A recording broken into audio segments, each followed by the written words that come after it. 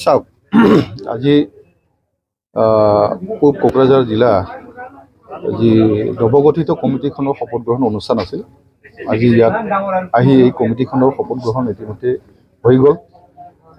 গতিকে ইয়াত আপোনালোকক আজি নিশ্চয় ইয়াত আমন্ত্ৰণ কৰিছে। গতিকে মই আজি ইয়াত আপোনালোকৰ যি কথা এই কথা হিচাপত মই ক'ব বিচাৰিছোঁ যে আজি আক্ৰাচুই 1990 চনত গঠন হোৱাৰ পিছৰ পৰাই এই জনগোষ্ঠীটোৰ কাৰণে ধাৰাবাহিকভাৱে আমি আন্দোলন কৰি আহিছোঁ। আজি আন্দোলন কৰিব লগা এই কাৰণেই হৈছে যে যি জনগোষ্ঠীটোৰ আপোনালোকে কৈছে যে প্ৰাচীন জনগোষ্ঠী এটা ঐতিহাসিক এটা জনগোষ্ঠী, ঐতিহাসিক প্ৰসিদ্ধ এটা জনগোষ্ঠী আজি নিজৰ পৰিচয় বিপন্ন হৈ গৈছে। পৰিচয় লৈ আজি আমি হাহাকাৰ কৰিব লগা হৈছে। কিহৰ কাৰণে? যে যি জনগোষ্ঠীটোৰ আজি ইতিহাস ৰচিত আছে, যি ইতিহাস আজি আপোনালোকে নিশ্চয় জানে যে কমতাপুৰ ৰাজ্য এখনত এই কোচৰাজবংশী জনগোষ্ঠীবিলাকে প্ৰজা হিচাপে সেই ৰাজ্যৰে প্ৰজা আছিল। আজি সেই ৰাজ্যখন ভাৰত চৰকাৰে এটা সময়ত কাঢ়ি লৈ গ'ল। কাঢ়ি লৈ যোৱাৰ পিছত কি হ'ল, প্ৰজাবিলাকে থানবান হৈ গ'ল।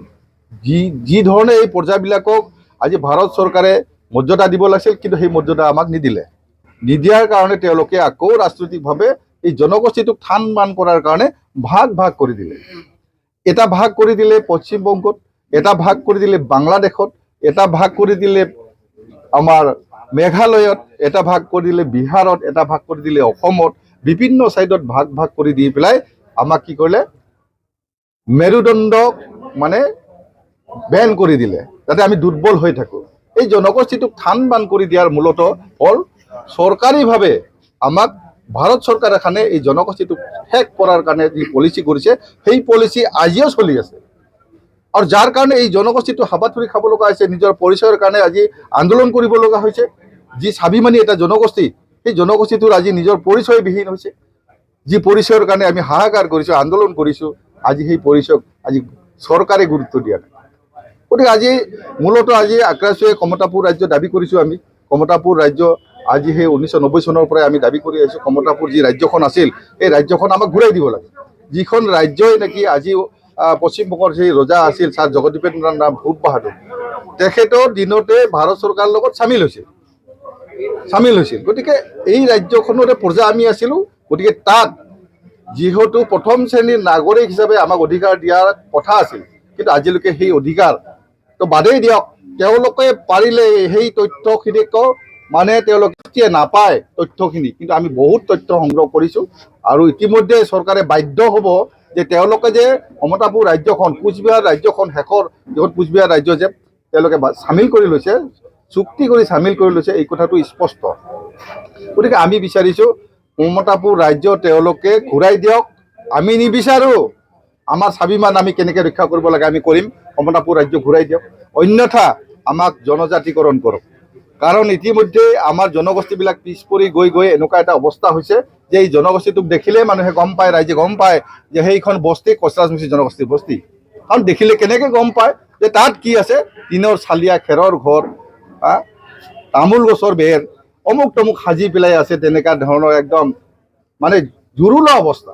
এই জনগোষ্ঠীটোক আমি পৰিত্ৰাণ পোৱাৰ কাৰণে আমি জনজাতিকৰণ বিচাৰিছোঁ। যিহেতু ভাৰত চৰকাৰৰ গণ্ডিৰ ভিতৰত জনজাতিকৰণৰ মৰ্যাদাৰ জৰিয়তে কিছু নিষ্পেষিত বা যিসকল উন্নয়ন কৰিব পৰা নাই, তেওঁলোকক এটা ভাৰতীয় সংবিধানৰ গণ্ডিৰ ভিতৰেদি আগবাঢ়ি যোৱাৰ কাৰণে এটা পন্থা।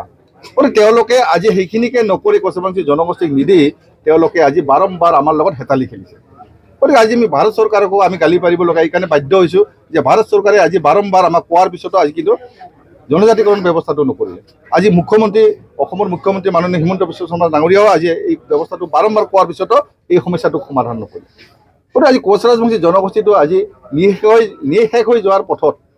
গতিকে আমি যাৰ কাৰণে আমি ৰাইজক একত্ৰিত হোৱাৰ কাৰণে, আমি কোচৰাজবংশী ৰাইজক একত্ৰিত হোৱাৰ কাৰণে আমি আহ্বান জনাই আছোঁ। আমি ঐক্যবদ্ধ হোৱাৰ লগে লগে নিশ্চিতভাৱে আমাৰ যি অধিকাৰ আমি কাঢ়ি আনিব পাৰিম, এটি নিশ্চিত কথা। এইবিলাক আচলতে সঁচা কথা। আপুনি যিটো কৈছে ডিভাইডেড এণ্ড ৰুল যিটো পলিচি মেকিং কৰি আছে, এইটো ইয়াত থাৰ্ড পাৰ্চন আজি চৰকাৰৰো হাত আছে ইয়াত। আৰু যাৰ কাৰণে আমাক বিভিন্ন ক্ষেত্ৰত আজি ভাগ ভাগ কৰি আছে। আপোনালোকে জানিব যে আজি কোচৰাজবংশী জনগোষ্ঠীৰ ইমান সংগঠন জন্ম দি আছে যে আক্ৰাচু নামৰে সংগঠনটোত আজি এনেকুৱা কিছুমান আছে, আক্ৰাচু নামটো লৈ বহুকেইটা সংগঠন জন্ম হৈছে, নামটোই আক্ৰাচু দিছে। এটা সংগঠন বহুত নামৰ সংগঠন হ'ব নোৱাৰে। আৰু এইটো সঁচা কথা আপোনালোকে জানে যে আজিও আমি মূলগতৰ গোট হিচাপে আমি আছোঁ আক্ৰাছো মূলগত বুলি ক'লে আমাৰ গোটেই মূলগত আমাৰ লগতে আজি বঙাইগাঁও হেড অফিচত সব অফিচ আমাৰ লগতে আছে সব আছে কিন্তু আক্ৰাছো নামৰ আক্ৰাছো নাম দি ছদ্ম ধৰণৰ আজি আন্দোলন কৰি আছে তেওঁলোকৰ অফিচ ক'ত আছে কি আছে কোনো পৰিচয় নাই অফিচ নাই একো নাই আন্দোলন কৰি আছে গতিকে এনেকৈ যাৰ কাৰণে ভাগ ভাগ বিভাজন বিভিন্ন আমাক বিভাজন কৰি পেলাই আমাক দুৰ্বল কৰাৰ কাৰণে এইটো চৰকাৰীভাৱেও পলিচি আছে আৰু ইয়াত তৃতীয় পক্ষৰ ইয়াত কিছুমান পলিচি আছে যাৰ কাৰণে যে কোচ ৰাজবংশী জনগোষ্ঠী ভাগ ভাগকৈ থাকিলে নিশ্চিতভাৱে তেওঁলোকে ঐক্যবদ্ধ আগবাঢ়ি আহিব নোৱাৰিব আৰু যাৰ কাৰণে এই পলিচিবিলাক লৈ আছে ইয়াত নিশ্চিতভাৱে চৰকাৰীভাৱে পলিচি আছে আৰু ইয়াত কিছু তৃতীয় পক্ষৰো হাত আছে এইটো কথা স্পষ্ট হয় যোৱা 4 আগষ্ট তাৰিখে আমাৰ প্ৰতিনিধি সভাৰ জৰিয়তে কোকৰাঝাৰ জিলা আক্ৰাছো কমিটিখন নতুনকৈ গঠন কৰা হৈছিল আৰু এই নতুন কমিটিখন সভাপতি হিচাপে বিপিন বৰ্মন আৰু সাধাৰণ সম্পাদক হিচাপে দীপজ্যোতি ৰায়ক লৈ 31 জনীয়া শক্তিশালী কমিটি এখন গঠন কৰা হৈছিল তো এই কমিটিখন গঠন কৰাৰ পিছত আজি আমি শপত গ্ৰহণ অনুষ্ঠান ইয়াত পাতিছোঁ আজি কমিটিখনক শপত গ্ৰহণ কৰাই দিয়া হ'ল ইতিমধ্যে আমাৰ ইয়াত উপস্থিত আছে কেন্দ্ৰীয় আক্ৰাছুৰ সভাপতি মাননীয় ক্ষিতিশ বৰ্মন ডাঙৰীয়া তো আমাৰ কোকৰাঝাৰ জিলা আক্ৰাছুৰ বিভিন্ন কৰিবলগীয়া কাম আছে তো সেই ক্ষেত্ৰত 1 নম্বৰ হৈছে আমাৰ শিক্ষাৰ ক্ষেত্ৰত আমাৰ যি কোচ ৰাজবংশী ছাত্ৰ ছাত্ৰীসকল বিভিন্ন সময়ত অৱহেলা হৈ থাকে এতিয়া ধৰি লওক আমাৰ ইউনিভাৰ্চিটি বড়োলেণ্ড ইউনিভাৰ্চিটিত কোচ ৰাজবংশী ছাত্ৰ ছাত্ৰীসকলক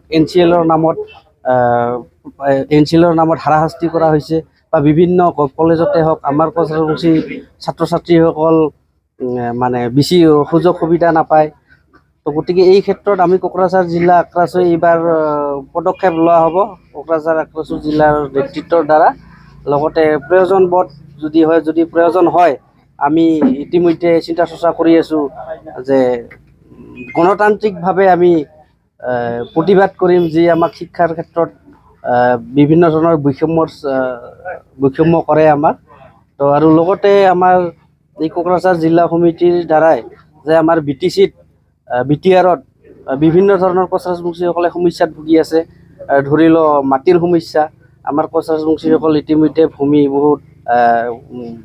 ভূমি পট্টা পোৱা নাই ভূমি পট্টাৰ ক্ষেত্ৰতো আমাক অৱহেলা কৰা হয় আৰু লগতে আধাৰ কাৰ্ডৰ সমস্যা তো এনেকৈ বহুত কোচ ৰাজবংশীসকল বিভিন্ন সমস্যাত ভুগি আছে আৰু এইবাৰ আমি কোকৰাঝাৰ জিলা আক্ৰাছুই শক্তিশালীভাৱে চৰকাৰৰ বিৰুদ্ধে প্ৰতিবাদ কৰিব আৰু লগতে কোচ ৰাজবংশী বিভিন্ন সমাজৰ যি আগুৱাই নিবৰ কাৰণে কৰিবলগীয়া আছে আমি কৰি যাম